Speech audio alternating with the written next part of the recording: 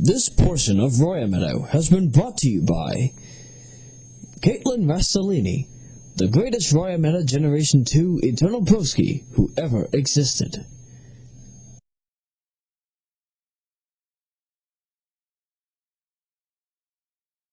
Viewer discretion is advised. Welcome to part 2 of the Mortal Kombat commentary. If you haven't already figured out how I'm doing this, I will be playing as every single character. There really isn't any point in not doing so because, again, you've got every single character at your disposal, and each game is about 15 to 20 minutes. Well, assuming you're not tassing it, that would probably make it more like 7 minutes. Well, especially because of the fact I'm actually adding all the test your might sequences.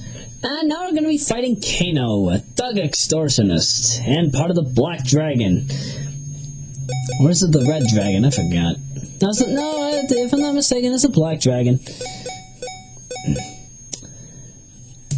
Kano was always the hardest character for me to ever play as. I never liked playing as Kano. If only for the fact that I don't know, I could never really get his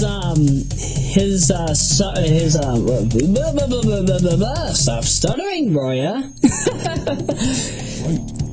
Particularly his bat. The somersault move. The knife throw is also kind of one I couldn't really get into too much. Again, he's a character I come back to playing as the least.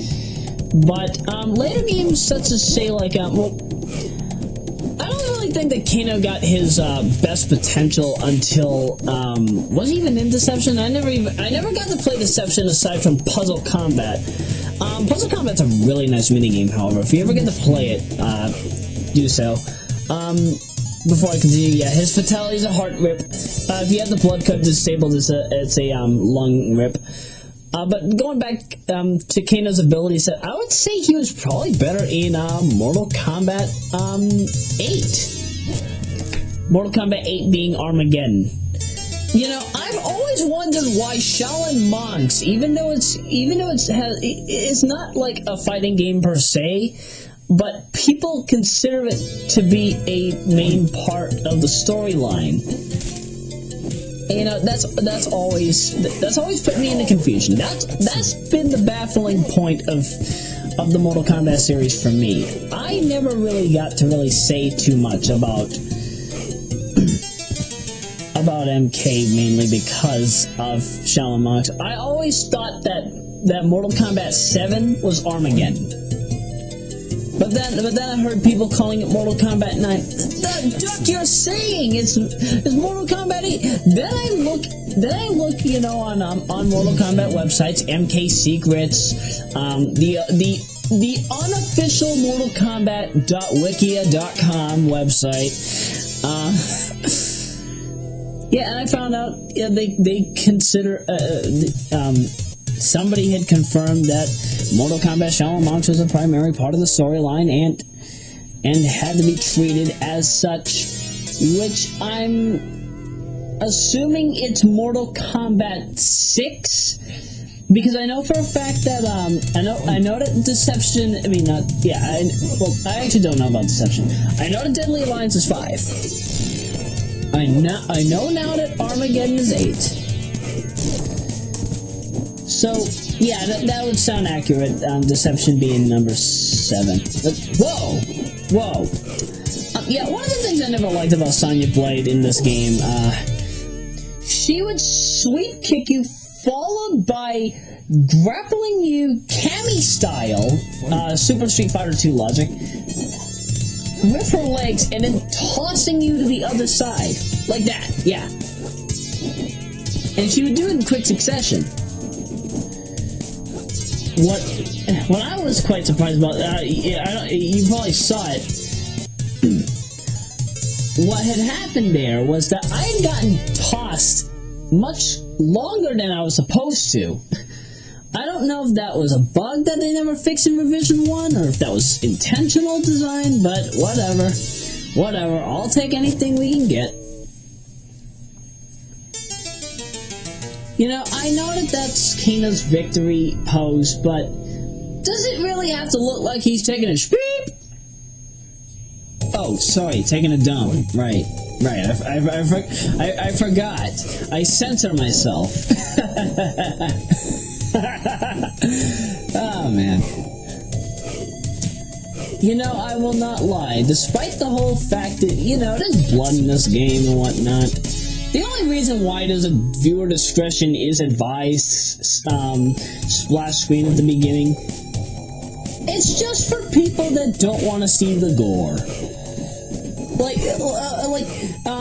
I know that YouTube has their own thing about this, but for the time being, and since I pretty much don't have any of my commentaries, I don't think I'll ever have any of the commentaries shown on Royameadow as actual YouTube shows. This is a better way to say, like, okay, there's gonna be swearing in this. Okay, there's gonna be sexually based scenes here, even if it's not entirely nudity or whatever. Okay, if there's gonna be, blood, gore, and violence here, we're gonna show, yes, it's rated MA13 or MA17.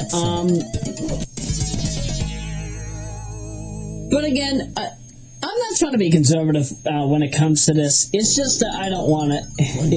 I don't want people to complain about my material if they think that there are some parts that are kind of racy. Excellent. Then again, I'm a guy that comes from Massachusetts that does this material on a normal basis. And here in Massachusetts, what I'm kind of appreciative of is that, people actually want to look at what you do, but they also expect you to be slightly reasonable at points. This is one of them. Could I say it's for the better? To be quite frank about it, I've got no idea. I've got no idea. If people consider it to be a good thing, it's a good thing. If people consider it to be a bad thing, well, I'll change up my style. But, again, I'm just doing this to play it safe. Nothing wrong with that, right?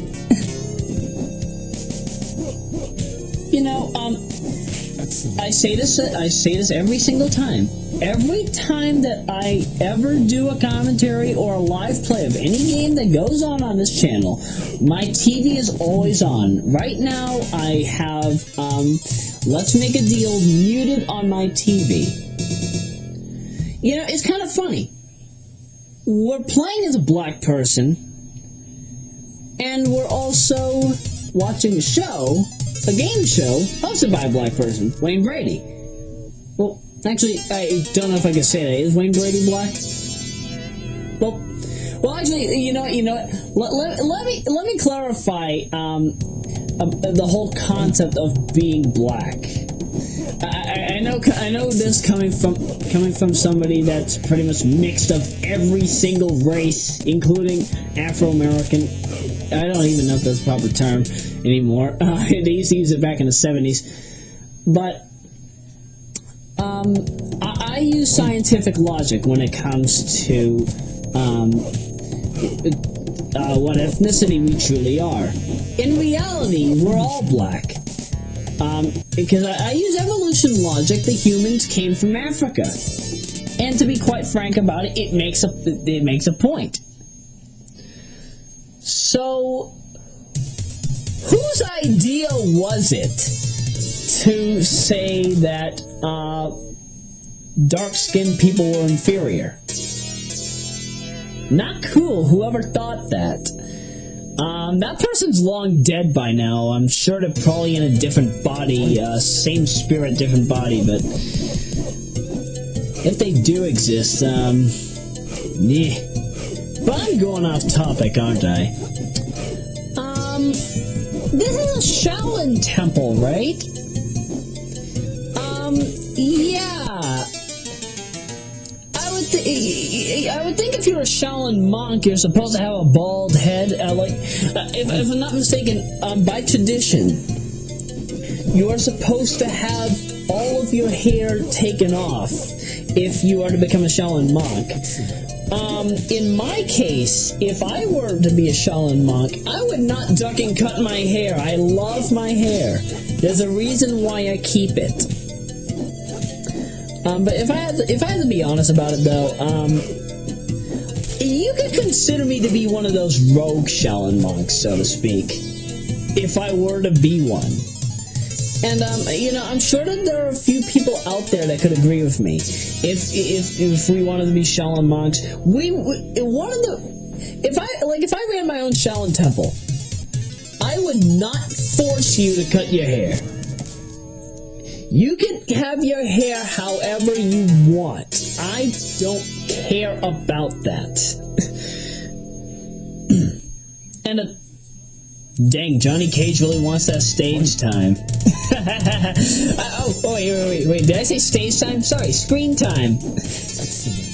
Yeah, apparently Johnny Cage has this tendency, this very obscure tendency to show up a lot in the battle plans. I think he shows up in most of the endurance stages more than any character, actually.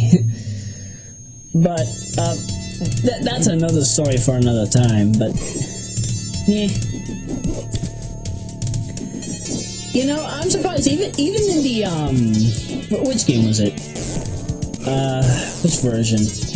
The arcade version. Even the arcade version of Mortal Kombat, the Warrior Shrine doesn't have like you see those plaques down there, those little mini Twix bar size bars that are showing under everybody's statue.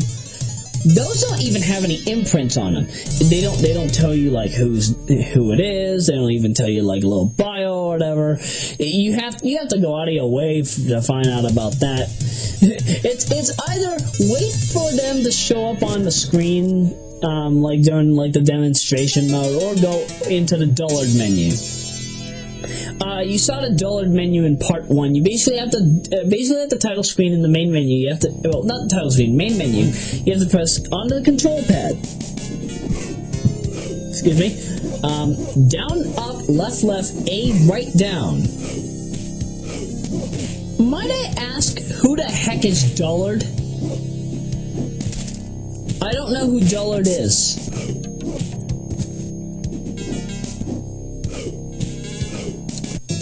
Let me think of that backward. Dullard and Drowlard, I don't know. I don't know if they were intending on like a vampire reference to like Dracula or something, but whatever, it's there. Actually, speaking of which, you actually could type in Dracula on the control pad. Well, at least the Sega Genesis and Sega Saturn control pads. If anything else, I probably wouldn't be able to tell you.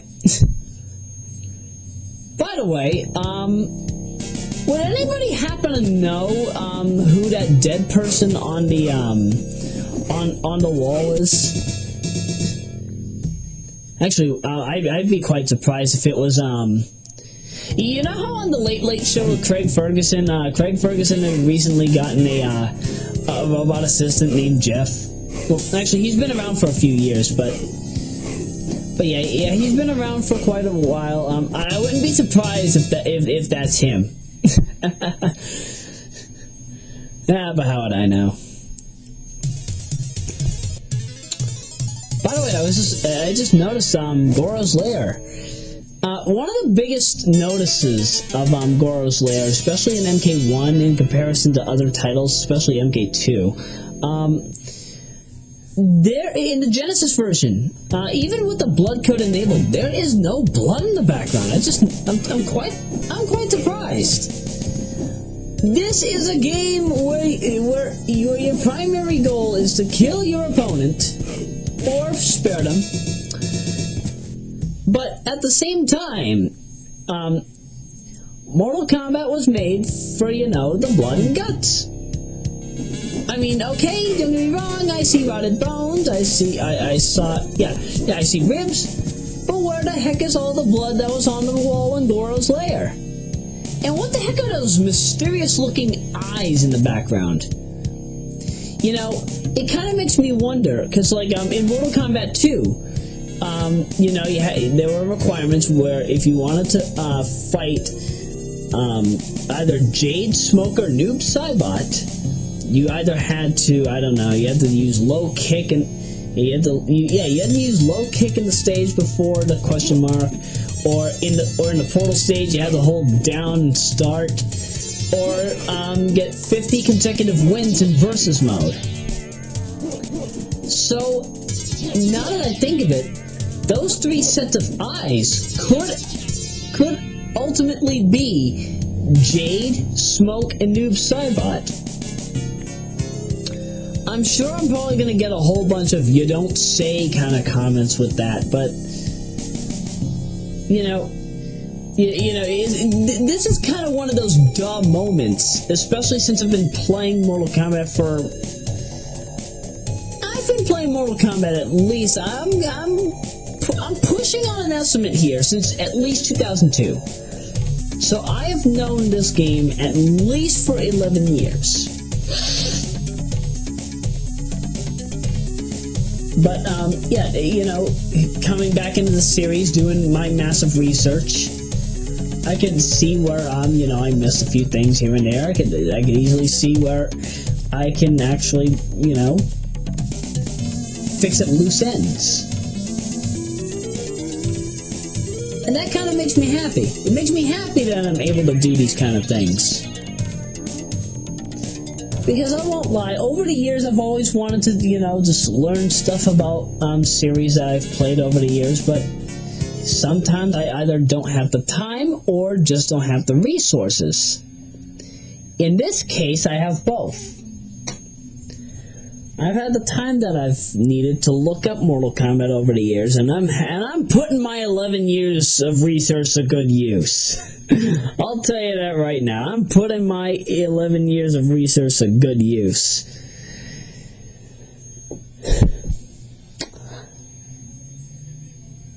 And just as I said in the Sonic the Hedgehog commentary, and that's part 2. That's the end of part 2. What's next? This portion of Royameadow has been brought to you by the Sonic Hacking Contest of 2014. Ready, set, procrastinate.